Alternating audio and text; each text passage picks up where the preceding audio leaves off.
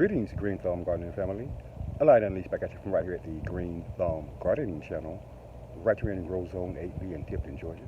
And in this evening's video, I'm super excited to be bringing you guys along as we present you guys with our very first What We Do With Our Harvest video of the 2022 grow season.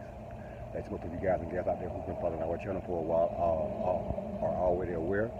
Every year we bring you guys at least one or two What We Do With Our Harvest videos, and which inside those videos we show you guys exactly what it is that we do with the fruits, vegetables, herbs, etc. that we harvest from our backyard food forest, and this year is no exception. In this evening's video, we're going to be bringing you guys along with us as we show you guys what we're going to do with those bananas that we harvested from that banana plant back there. Well, not that banana plant, but the one next to it behind me in the background back there. We harvested a substantially sized bunch of bananas from that banana plant back there on this past Friday. Most of you guys out there who grown bananas before know that once you harvest your bananas, it typically takes 1 to 2 weeks for your bananas to begin to ripen, depending upon the temperature in the area in which you are actually allowing your bananas to ripen. And I highly recommend when you harvest your bananas to place your bananas in the coolest possible room in your house. Doing so will allow your bananas to not only ripen evenly, but it'll allow your bananas to ripen without so many dark spots and lines on your bananas, on the skin of your bananas as they begin to ripen. At any rate, this is our most substantial bunch of bananas back here. This is our third to flower banana plant. This plant in the background back here is, if I'm not mistaken, approaching a year old now. So somewhere in the area of about a year old now. As you guys can see, it has a substantial, huge bunch of bananas back there in the background. We'll be harvesting those bananas next, hopefully before the end of the grow season here. Hopefully they'll get a chance to fully ripen enough for us to harvest before the end of the grow season. We have 3 more banana plants in our backyard that have bananas on those that actually develop after these. So we know that those probably won't, those other 3 banana plants won't actually probably have a chance to ripen the fruit that they have on them before it begins to get cold here. But no worries, because banana plants here in our area, if it happens to get cold before your bananas ripen, the only thing that will happen is your bananas will stop ripening. They will stay on your plant all winter long, and in the spring when it warms up, your bananas will continue to ripen. So no worries about your bananas not ripening before the end of the grow season. At any rate, Green Thumb Gardening family, I'm going to take you guys on the inside right now, where Mrs. Rosedale is currently preparing the recipe, the ingredients for the recipe she's going to use to make banana churros from those bananas that we actually harvested. Well, from a few of those bananas that we harvested here again about a week ago. So I'll see you guys on the inside shortly. Hang tight. We're back. We're inside of our kitchen that we're currently in the process of remodeling. We have Miss Rosedale here, and she's going to use a few of these bananas that we harvested from one of our cabbage banana plants in our backyard food forest on last Friday to make a dessert recipe. And she's going to tell you exactly what that is right now. I'm going to be making a dessert. It's banana churros. I looked online for the recipe, and it calls for 2 bananas, 1/4 cup of butter, 7 ounces of water, 1 cup of flour, all-purpose flour, 1 egg, and 1/4 cup of sugar. Okay, right now I'm gonna add 1/4 cup of butter, 1/4 cup of sugar, and the 7 ounces of water. And we're gonna stir that until everything melts and it comes to a boil. Now that it has come to a boil, I'm gonna add a cup of flour,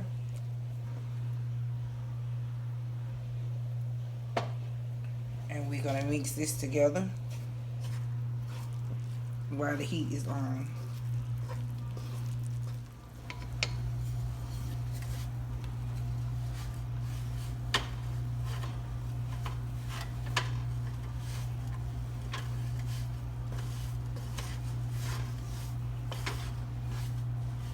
Okay, we're gonna remove it from the heat now that we got it mixed.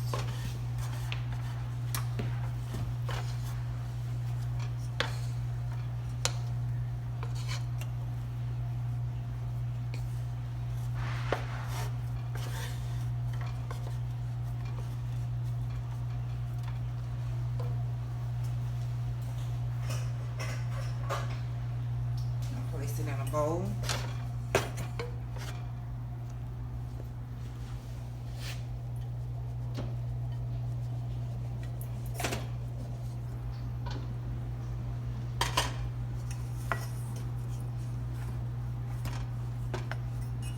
And we add 1 egg.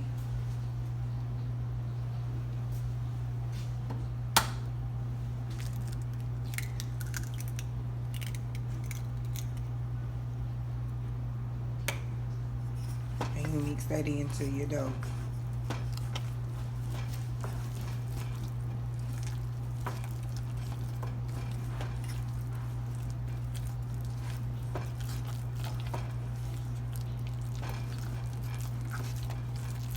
Okay, now that we have the dough ready, we take the bananas, peel them, and we're gonna cut them in half.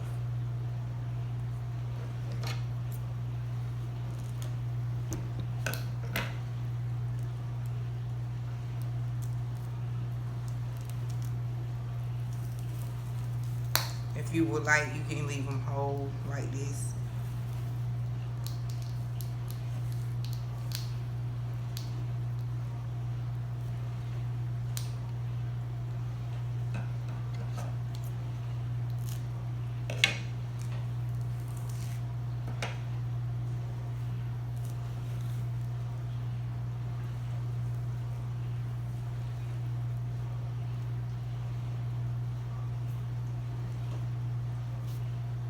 Meanwhile, while Mrs. Rosedall is peeling those bananas for this recipe, I'm gonna eat one of these remaining bananas behind this camera.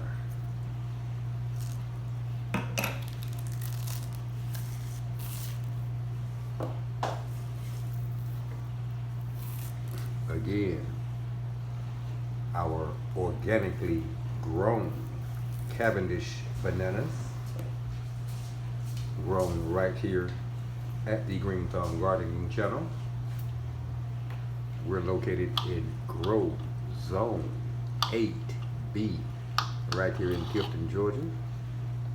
Doesn't that banana look downright delicious? It is, trust me. I've already eaten a couple of these, and with each passing day, the more ripe these bananas get, the sweeter they become.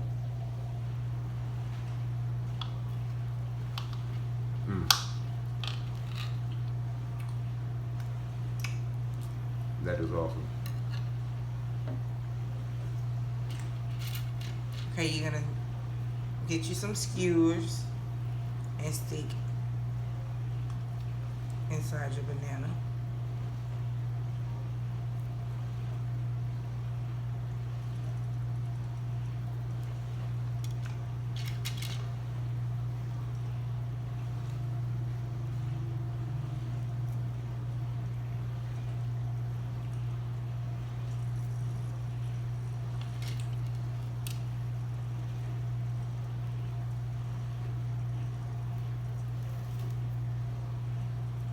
Y'all excuse my lip smacking in the background if y'all can hear me.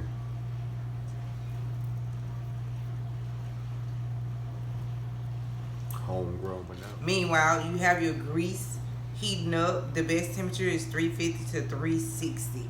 No higher, because if you have it any higher, you will burn. This is the churros. I'm sorry. They will cook really fast on the outside, but they will not be done on the inside. So what I'm about to do now is put the dough inside of the bag so I can pipe it onto the banana.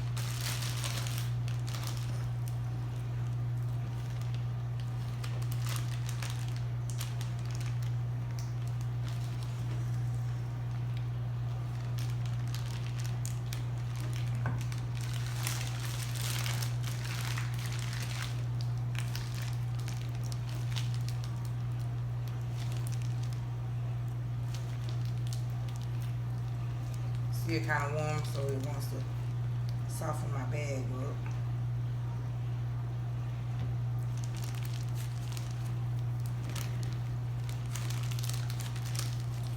We're gonna do a tester real quick. I'm just gonna drop a few in the grease.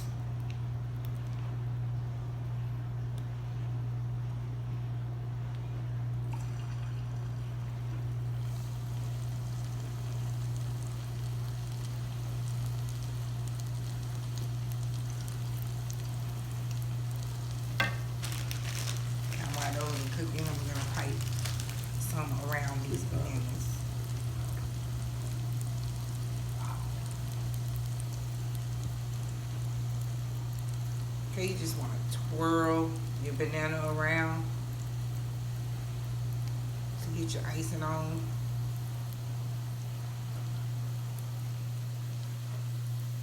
The banana's kind of slippery because I cut it in half, so you gotta work with it a little bit.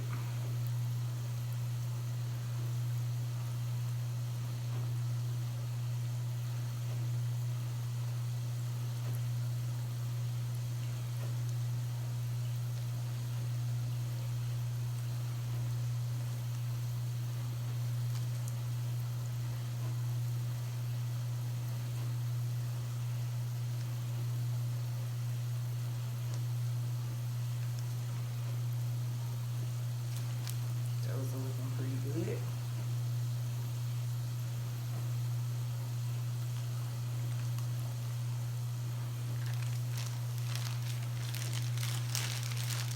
Put some more dough down in the bag. And we're gonna lay this down. Put some more dough down in the bag. And we're gonna lay this down real quick to check the ones I dropped in the grease.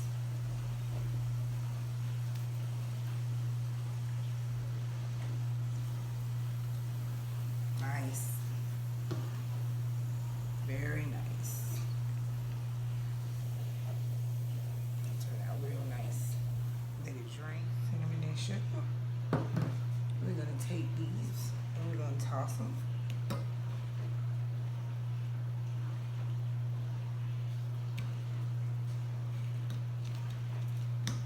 I'm gonna let my taste tester see how it, tell me how that tastes. We actually got a taste test the Green Thumb Gardening family. That's where all the money been going. You heard them smacking earlier on the banana, so I'm sure you know who the tester is. If we pass this to our tester, I'll be right back. Meanwhile, I'm gonna try it as well.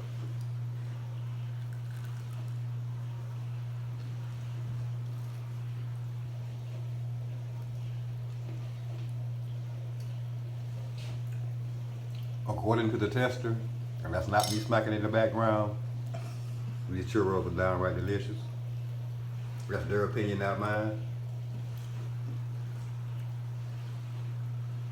It's very good.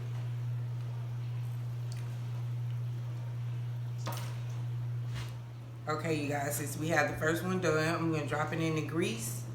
And remember, you have your grease at 350, 360, nothing higher, nothing less, because if you have it less, it will soak the grease up in it. And I will bring you back to let you see what the outcome was.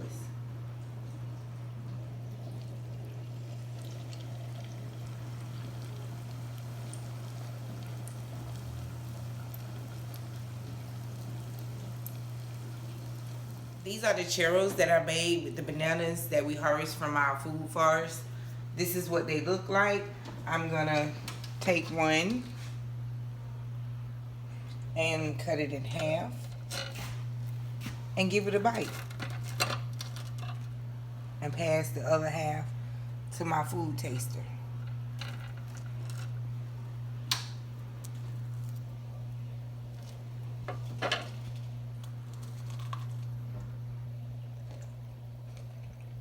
Ooh. Delicious. Very good. You guys see that right there? That is downright outstanding. See that banana in the middle right there? Banana churros. Using the bananas that we harvested from one of our Cavendish banana plants in our backyard food forest. Again, it took us about 18 months to grow that banana plant in our backyard food forest.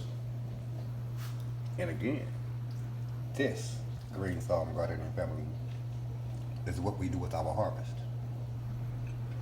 Thanks for watching.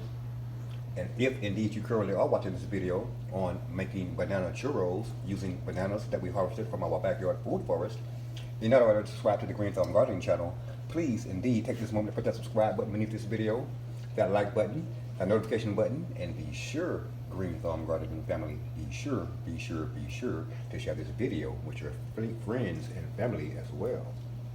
Yeah, making banana churros, and they're downright delicious in every way.